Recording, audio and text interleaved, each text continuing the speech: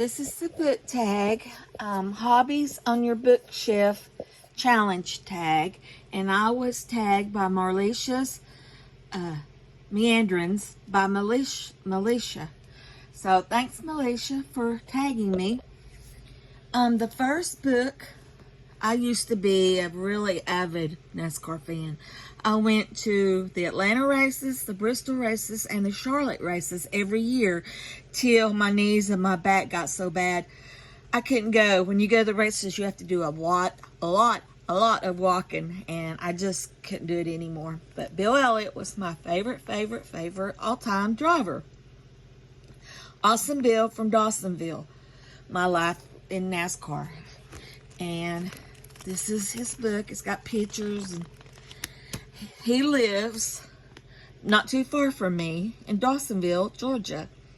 So this is Bill Elliott. Next, I used to do a lot of Sudoku puzzles and crossword puzzles, and I couldn't find any of my crossword puzzle books, but these are some of my Sudoku puzzle books. I don't really do them that much anymore. Every once in a while, maybe. Then I love to feed the birds. I love to feed the deer, the turkeys, just any wildlife outside I like to feed. And these are my bird books. I wish I had more, but I don't. This one is a really good one. And I have a little bird. It has the body type and size of a wren. It's got the little round body and the short stubby tail, but it's colored like a black junco. And I have looked in my books and I've looked online, and I cannot find out what this little bird is. At first I thought it might be a catbird, but it's not, and it's just puzzling. I don't know what it is. Then next, my genealogy. I love doing genealogy. And my grandmother was a wolf, and her daddy was a wolf. And I saw this book at McKay's one day, and I got it, and I thought, well, maybe I can find some of my grandma's relatives in it. Her mother died, my grandmother's mother died when she was 7, and I don't really know anything about her. My grandmother was her only child, and her dad married 5 times and outlived 4 wives, and my grandmother was his oldest child. He had other children later with different wives, but my grandma was his oldest. And I've looked into it a little bit, but most of these relatives in this book, it shows they're from Missouri, Arkansas. So I'm hoping they're related to my grandmother, because my grandmother and my great-grandmother were both born in Texas and then moved to Georgia. So I'm hoping maybe, and I don't know that much about my mom's family. She wasn't a wolf, but I know a little bit about the wolves, but not a whole lot. So anyway, I'm hoping I'll learn something from this. Here is another genealogy book. Genealogy is more than charts. I've learned a lot by doing genealogy. I have a lot of famous people in my history, a lot of kings and queens. It's just really interesting. George Washington's in my family line, Abraham Lincoln, Ulysses S. Grant. I can't even remember all of them. Jane Austen. Just a lot of them. It's fascinating.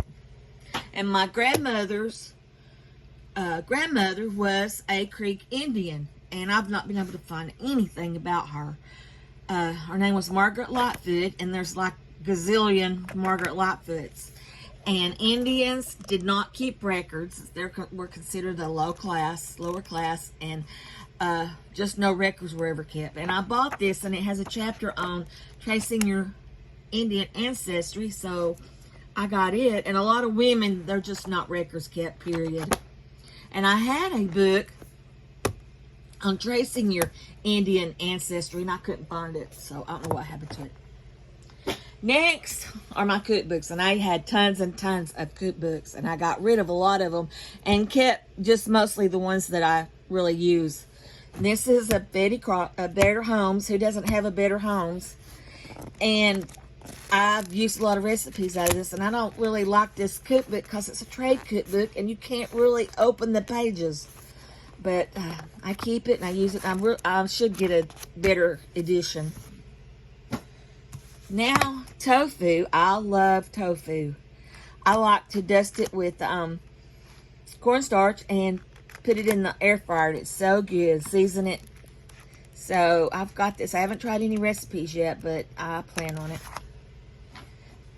And this is one of my favorite cookbooks. I was in McKay's years ago, just walking down the aisles, and I spotted this, and I got it. And I love this cookbook. I have used so many recipes out of it. I've really used it. Some of the pages, you can tell, it's got food and stuff on them for me using it and cooking out of it. And I just love this little cookbook. It's a good cookbook. This cookbook, my grandmother gave it to me in 1976 when I got married. And it has had the use. It's fallen apart. I've moved many times, and I always make sure I have this cookbook and don't lose it. My aunt signed it for me, and I wish my mama had. My grandmother had, but she didn't, and she's gone now. So anyway, it's one of my favorite treasures. She gave this to me, a vacuum cleaner, a couple of quilts that my great-grandmother made, and I just treasure this. This is one of my favorite cookbooks, and I've cooked a lot of recipes out of it, and it's got food on the pages from use. This cookbook was printed in the year 2000, so I've had it a long time.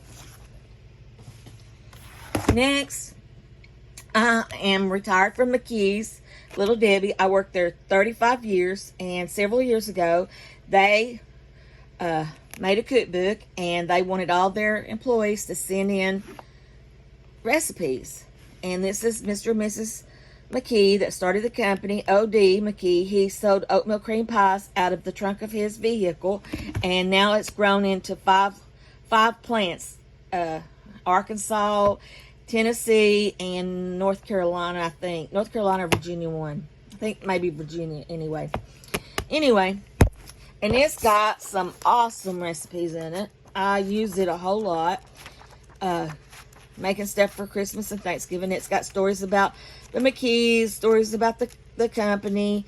It's got pictures of old Little Debbie boxes. Anyway, it's just a neat little cookbook. And then, Southern Living. Who doesn't have a Southern Living cookbook?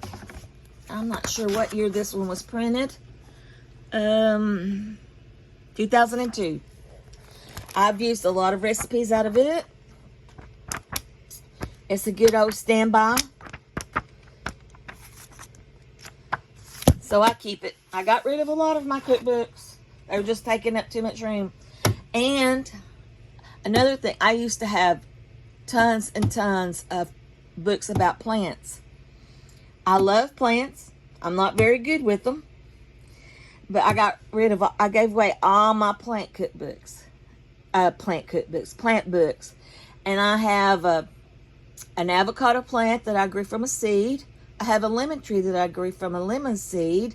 I have a peace lily that was given to us at my mom's funeral in 2010. And several years ago, I had it outside, forgot to bring it in, and it froze. And I thought it was dead, and a lady told me, said, no, don't bother, it'll come back, and it did, and it's getting pretty big now. My daughter last year gave me a African violet, and I repotted it twice, and it got huge. It was so pretty, and it flowered, and then it just died. I don't know what was wrong with it, but anyway, there was this plant growing out of it. I didn't know what it was. I repotted it, and it's beautiful.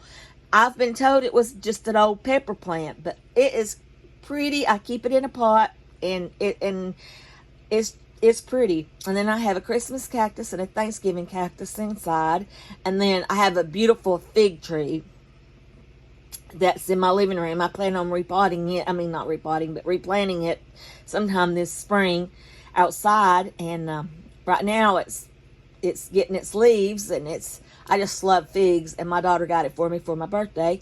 And I've got several plants outside, and I plan on trying to plant tomatoes this year. But anyway, I gave away all my plant books, and that's the end of this video. Thanks for watching. Bye.